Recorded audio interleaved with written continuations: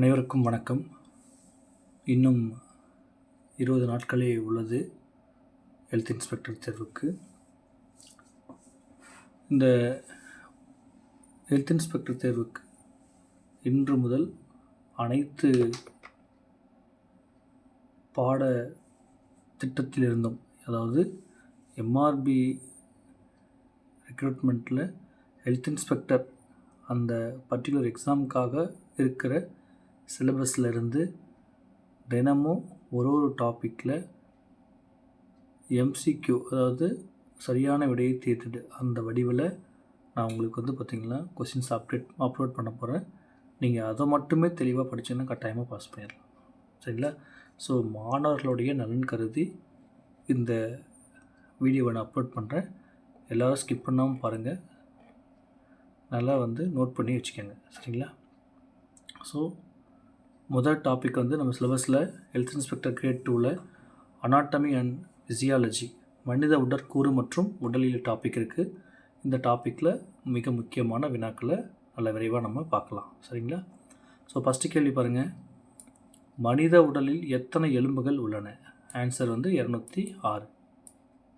Answer 206. ஓகேங்களா? அடுத்து பாருங்கள். மனித உடலின் மிகப்பெரிய உறுப்பு எது? எல்லாருக்குமே தெரியும். ஆன்சர் தோல். ஆன்சர் தோல். ஓகே. அடுத்து பாருங்கள். மூணாவது கேள்வி. ரத்தம் எந்த வகை திசு? ரத்தம் எந்த வகை திசு? ஆன்சர் இணைப்பு திசு. ரத்தம் எந்த வகை திசுனா ஆன்சர் இணைப்பு திசு. ஓகேங்களா? அடுத்து பாருங்கள். மனித உடலில் மிக நீளமான எலும்பு எதுன்னு கேட்குறான். அப்போ அது பெமர் சொல்லுவாங்க. தொடை எலும்பு இருக்கு இல்லையா, அதுதான் அந்த பெமர்னு சொல்லுவாங்க. நீளமான எலும்பு தொடை எலும்பு, அது பேர் பெமர்னு சொல்லுவாங்க. சரிங்களா? அடுத்து பாருங்கள். மூச்சுக்குழாயின் முக்கிய உறுப்பு எது? மூச்சுக்குழாயின் முக்கிய உறுப்பு நுரையீரல், லங்ஸு. ஓகேங்களா? நுரையீரல் இல்லைன்னா நம்ம சுவாசிக்க முடியாது. ஸோ மூச்சுக்குழாயின் முக்கிய உறுப்பு நுரையீரல். ஓகே. அடுத்து பாருங்கள். இதயத்தின் துடிப்பை கட்டுப்படுத்துவது, இதயத்தின் துடிப்பை கட்டுப்படுத்துவது எஸ்ஏ நோடு. ஓகேங்களா? நம்ம படிச்சிருப்போம். ஜுவாலஜி புக்கில் வரும். எஸ்ஏ நோடுனா சைனோ ஆரிக்குலர் முடிச்சுன்னு சொல்லுவாங்க. ஓகேங்களா? இந்த பண்டல் ஆஃப் வெஸ்டினா இஸ்ஸின் கற்றை, பர்கிஞ்சி வலைப்பின்னல், இதெல்லாம் உங்களுக்கு வரும். ஸோ கொஸ்டின் இதயத்தின் துடிப்பை கட்டுப்படுத்துவது. இதய துடிப்பு லெஃப்ட் அப் இருக்கு இல்லையா, ஒரு நிமிஷத்துக்கு 72 நிமிஷம் துடிக்கும், 72 முறை துடிக்கும். அது மாதிரி அந்த லெஃப்ட் அப்பை கட்டுப்படுத்துறது சைனோ ஆரிக்குலார் முடிச்சு. ஓகே, தான் எஸ்ஏ நோடுன்னு சொல்லுவாங்க. சரிங்களா? அடுத்து பாருங்கள். ரத்தத்தின் சிவப்பு நிறத்திற்கு காரணமான பொருள் எல்லாருக்கும் தெரியும், ஹீமோக்ளோபின். ரொம்ப ரொம்ப முக்கியமான வேலிட் கொஸ்டினுங்க. தயவுசெய்து நல்ல நோட் பண்ணி வச்சுக்கோங்க. சரிங்களா? ஸோ ரத்தத்தின் சிவப்பு நிறத்துக்கு காரணமான பொருள் ஹீமோக்ளோபின். அடுத்து பாருங்கள். மூளையின் சமநிலை மையம், மூளையின் சமநிலை மையம் எதுன்னு கேட்குறான். மூளையின் சமநிலை மையம் பார்த்திங்கன்னா செரிபெல்லம். Answer cerebellum. ஓகே. மூளையின் சமநிலை மையம் செரிபெல்லம். சரிங்களா? அடுத்து பாருங்கள். முதலாவது கேள்வி. சிறுநீரகத்தின் செயலழகு, சிறுநீரகத்தின் செயலழகு எல்லாருக்கும் தெரியும், நெப்ரான். நெப்ரான் சிறுநீரகத்தின் செயலழகு. ஓகேங்களா?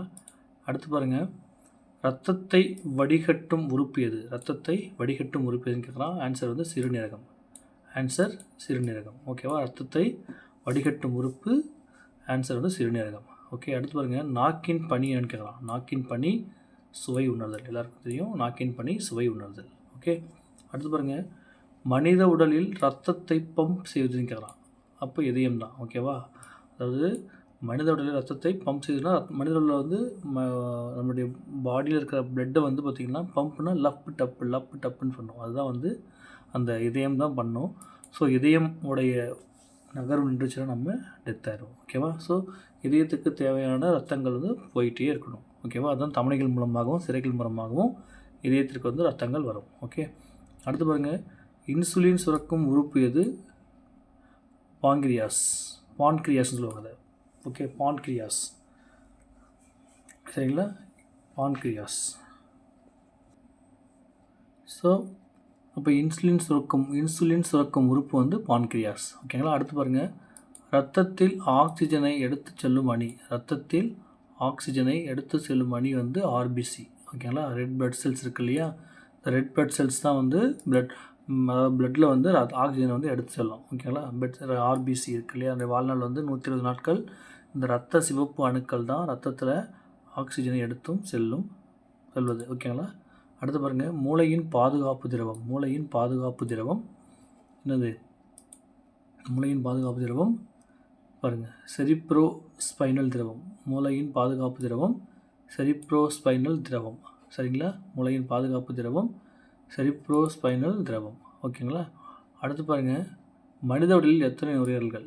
எல்லாருக்கும் தெரியும், மனித உடல்கள் 2 இருக்குது. ஓகேவா? 2 வந்து லங்ஸ் இருக்கும். ஓகே, அடுத்து ஒரு லங்ஸ் தான், பட் 2 பைகள் இருக்கும், வலது இடதுன்னு சொல்லிட்டு. அடுத்து இரத்த அழுத்தம் அளவிடும் கருவி. இரத்த அழுத்தம் அளவிடும் கருவின்னு கேட்குறான். அது வந்து ஸ்பிக்மானோமீட்டர். ஓகேங்களா? கரெக்டாக தெரியும், ஸ்பிக்மானோமீட்டர். ரத்த அழுத்தத்தை வந்து பிபியை வந்து இது வந்து பார்த்திங்கன்னா என்ன இது வந்து இது பண்ண அப்படின்னா ஸ்பிக்மானோமீட்டர் தான் வந்து பிபியை வந்து ரத்த அழுத்தத்தை அளவிடும் கருவி ஸ்பிக்மானோமீட்டர். ஓகேங்களா? அடுத்து பாருங்கள், மூளையோட பெரிய பகுதி எது? மூளையின் பெரிய பகுதி எதுன்னு கேட்குறான். அதுக்கு ஆன்சர் வந்து செரிப்ரம். Answer cerebrum. ஓகேவா? மூளையின் பெரிய பகுதி செரிப்ரம். ஓகே, அடுத்து பாருங்கள், பித்தச்சாறு சுரக்கும் உறுப்பு. பித்தச்சாறு சுரக்கும் உறுப்பு எதுன்னு கேட்குறான். அதுக்கு வந்து கல்லீரல். இந்த கல்லீரல் தான் வந்து நம்மளுடைய பித்த நீர் இருக்கு இல்லையா, அது வந்து சுரக்கும்னு சொல்கிறான். ஓகேவா? அது பிலிருபின், பிலிவெர்டின், அந்த 2 தான் வந்து பித்த நீரில் சுரக்கும் ஹார்மோன்கள். ஓகே, அடுத்து பாருங்கள், பித்தச்சாறு சேமிக்கப்படும் இடம் பித்தப்பை. ஓகே, பித்தச்சாறு சேமிக்கப்படும் இடம் பித்தப்பை. ஓகேங்களா? அடுத்து பாருங்கள், உடலில் நிறம் தரும் பிக்மெண்ட் எது? உடலில் நிறம் தரும் பிக்மெண்ட். ஓகே, உடலில் நிறம் தரும் பிக்மெண்ட் வந்து மெலனின். தோல் இருக்கு இல்லையா, தோல் வந்து கருப்பாக இருக்கிறதுக்கு காரணம் இந்த மெலனின் தான். சரிங்களா? ஸோ ரொம்ப முக்கியமானது, நோட் பண்ணி வச்சுக்கோங்க. அடுத்து பாருங்கள், சிறுநீரின் சேமிப்பு உறுப்பு எது? சிறுநீர் பை. ஓகேவா? சிறுநீரோட சேமிப்பு உறுப்பு வந்து சிறுநீர் பை.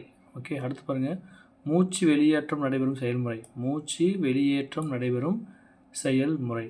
ஓகேங்களா? அதுக்கு என்ன ஆன்சர் பார்த்தீங்கன்னா எக்ஸ்பிரேஷன். ஓகேவா? எக்ஸ்பிரேஷன்னா மூச்சு வெளியேற்றுறது, இன்ஸ்பிரேஷன்னா மூச்சை வந்து உள்ளிழுக்கிறது. ஓகேங்களா? அடுத்து பாருங்கள், ரத்தத்தில் வெள்ளை அணுக்களின் பணி. எல்லா கேள்வியும் ரொம்ப முக்கியமான கேள்விங்க. நீங்கள் இதை மட்டும் படிங்க, கட்டாயம் பாஸ் பண்ணிடுவீங்க. ஓகேங்களா? ரத்தத்தில் வெள்ளை அணுக்களின் பணி என்னன்னு கேட்குறாங்க. பாருங்கள், அதுக்கு நோய் எதிர்ப்பு. ஓகேவா? WBCயா நோய் எதிர்ப்பு இல்லைன்னா நமக்கு அடிக்கடி காய்ச்சல் வரும். ஓகேங்களா? ஸோ RBCனா என்னென்னு தெரியணும், WBCனா என்னென்னு தெரியணும். WBCனா ஒயிட் பிளட் செல்ஸ், ரத்தத்தில் வெள்ளை அணுக்கள், அப்போ ஆன்டிபயோட்டிக்காக செயல்படுது. அடுத்து பாருங்கள், ரத்தத்தின் திரவ பகுதி. அடுத்த கேள்வி, ரத்தத்தின் திரவ பகுதி என்னன்னு கேட்குறான். அதுக்கு ஆன்சர் வந்து பிளாஸ்மா. ஓகேவா? ரத்தத்தின் திரவ பகுதி பிளாஸ்மா. ஓகே, ரத்தத்தின் திரவ பகுதி, இதுக்கு வந்து ஆன்சர் வந்து பிளாஸ்மா. சரிங்களா? அடுத்து பாருங்கள், நுரையீரலில் வாயு பரிமாற்றம் எங்கு நடக்கிறது? ஆல்வியோலை. நல்ல கொஸ்டின், நோட் பண்ணிக்கோங்க. ஆல்வியோலை. நுரையீரலில் வாயு பரிமாற்றம் எங்கு நடைபெறுகிறதுனா ஆல்வியோலை. ஓகே, அடுத்து பாருங்கள், நரம்பு அமைப்பின் அடிப்படை அலகு எல்லாருக்கும் தெரியும், நியூரான். ஓகேவா? நியூரான் தான் வந்து நரம்பு அமைப்பின் அடிப்படை அலகு.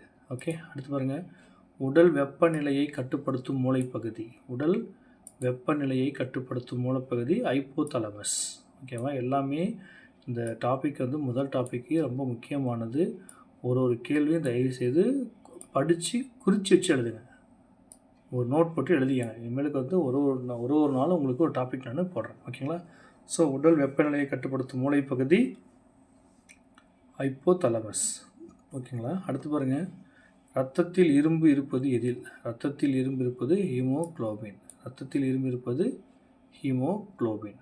ஓகே, அடுத்து பாருங்கள், ரத்தம் உறைதல் செய்யும் அணுக்கள் பிளேட்லெட்ஸ். ரத்தம் உறைதல். ஓகேவா? ரத்தம் உறைதல் செய்கிறது பிளேட்லெட்ஸ் தான். இப்போ ரத்த தட்டுக்கள் தான் ரத்தம் உறைதலை தடை செய்யும். ஓகேங்களா? அதனால தான் வந்து ரத்தம் வந்து காயமான உடனே ரத்தம் வரும், பட்டு ஒரு இந்த 2 நிமிஷம் ஏதோ அது ஞாபகம் இல்லை, அதில் வந்து பார்த்திங்கன்னா ரத்த தட்டுகள் உறைஞ்சி ரத்தத்தை வந்து நிறுத்திடும். சரிங்களா? அடுத்து பாருங்கள், இதயம் எத்தனை அறைகளை உடையது? எத்தனை அறைகள்? 4 அறைகள் இருக்குது. ஓகேங்களா? இதயம் வந்து 4 அறைகளை கொண்டது. ஓகே, வலது ஏற்றியம், இடது ஏற்றியம், வலது வென்ட்ரிக்கல், இடது வென்ட்ரிக்கல், 4 அறைகளை உடையது. அடுத்து இதயத்தின் வெளிப்புற படலம் பாருங்கள், பெரிகார்டியம். இதயத்தின் வெளிப்புற படலம் பெரிகார்டியம். ஓகே, இதயத்தின் வெளிப்புற படலம் பெரிகார்டியம். சரிங்களா? அடுத்து பாருங்கள், ரத்தத்தின் pH மதிப்பு. ரத்தத்தின் pH மதிப்பு 7.4. ஓகே, ரத்தத்தின் pH மதிப்பு 7.4. சரிங்களா? அடுத்து நுரையீரலின் பாதுகாப்பு படலம் புளூரோ. அப்போ இதயத்தோட வெளிப்புற படலம் பெரிகார்டியம். அதே போல் நுரையீரலுக்கு வந்து ஃப்ளூரோ தான் வந்து நுரையீரலை வந்து பாதுகாக்கும். சரிங்களா? அடுத்து பாருங்கள், மூளை முதுகெலும்புடன் இணைந்திருப்பது எதன் மூலம்? மூளை முதுகெலும்புடன் இணைந்திருப்பது எதன் மூலம்னா ஆன்சர் வந்து நரம்பு கயிறு. ஓகே, அடுத்து பாருங்கள், தோலில் காணப்படும் நுண்ணறிவு செல். முக்கியமான கேள்விங்க. தோலில் காணப்படும் நுண்ணறிவு செல் மெலனோசைட். ஓகேங்களா? மெலனோசைட் தான் தோலில் காணப்படும் மிக முக்கியமான அந்த நுண்ணறிவு செல். ஓகே, அடுத்து பாருங்கள், மனித மூளையின் எடை சுமார் 1.5 கிராம். 1.5 கிலோ. 1.5 கிலோ தான் வந்து மனித மூளையின் எடை. ஓகேங்களா? அடுத்து பாருங்கள், செரிமானம் தொடங்கும் இடம். இது வந்து பார்த்திங்கன்னா வாய் தான் வந்து செரிமானம் தொடங்கும் இடம். ஏன்னா நம்ம சாப்பிட்ற சாப்பாடு நமக்கு வந்து என்ன பண்ணுது, நமக்கு அரைச்சி கொடுக்குது. ஓகேங்களா? செரிமானம் தொடங்கும் இடம் வாய் தான். அடுத்து, நாக்கு எந்த திசுவால் ஆனது? தசை திசு. ஓகே, தசை திசு தான் நாக்கு வந்து ஆனது. ஓகேவா? அடுத்து, மூச்சு எடுக்கும்போது எந்த தசை சுருங்குகிறது? டயாப்ரம். மூச்சு எடுக்கும்போது எந்த தசை சுருங்குகிறதுனா டயாப்ரம். ஓகேங்களா? மூச்சு எடுக்கும்போது எந்த தசை சுருங்குறதுனா டயாப்ரம் தான் சுருங்குது. அடுத்து பாருங்கள், மனித உடலின் இரத்தத்தின் நிறம் ஏன் சிவப்பு? காரணம் ஹீமோகுளோபின். ஓகேங்களா? ஹீமோகுளோபின் தான் ரத்தம் சிவப்பாக இருப்பதற்கு காரணம் ஹீமோகுளோபின். ஓகே, அடுத்து பாருங்கள், மனித உடலில் எத்தனை ஜோடி நரம்புகள் உள்ளன? அப்போ 12 கிரேனியல், 31 ஸ்பைனல். 12 cranial, 31 spinal. எத்தனை வந்து நரம்புகள் இருக்குது? ஓகேங்களா? அடுத்து, சிறுநீரில் காணப்படும் முக்கிய கழிவு என்னது? யூரியா தான் இருக்குது. அதனால தான் உப்பாக இருக்குன்னு சொல்லுவாங்க. ஓகேவா? ஸோ சிறுநீரில் காணப்படும் முக்கிய கழிவு யூரியா. அடுத்து, நுரையீரலில் வாயு பரிமாற்றம் எந்த நடைமுறையில் நடக்கிறதுனா பரவல் முறை. ஸோ பரவல் முறையில் நுரையீரலில் வந்து வாயு பரிமாற்றம் நடக்குது. சரிங்களா? அடுத்து பாருங்கள், ரத்தத்தின் வெப்பநிலை எவ்வளோன்னு கேட்கலாம். ரத்தத்தில் வெப்பநிலை எவ்வளவு? 37 degree Celsius. 37 degree Celsius. Okay, அடுத்து, நாக்கின் சுவை எத்தனை செல் வகை? 4 வகை. நாக்கின் சுவை எத்தனை செல் வகைனா 4 வகை. ஓகே, அடுத்து பாருங்கள், குரல் வளை எதன் பகுதி? அப்படி பார்த்தோம்னா மூச்சுக்குழாயின் அமைப்பு தான் குரல் வளை தான். எல்லாருக்கும் தெரியும், சிம்பிளான கேள்வி. அடுத்து, மனித உடலின் நரம்பு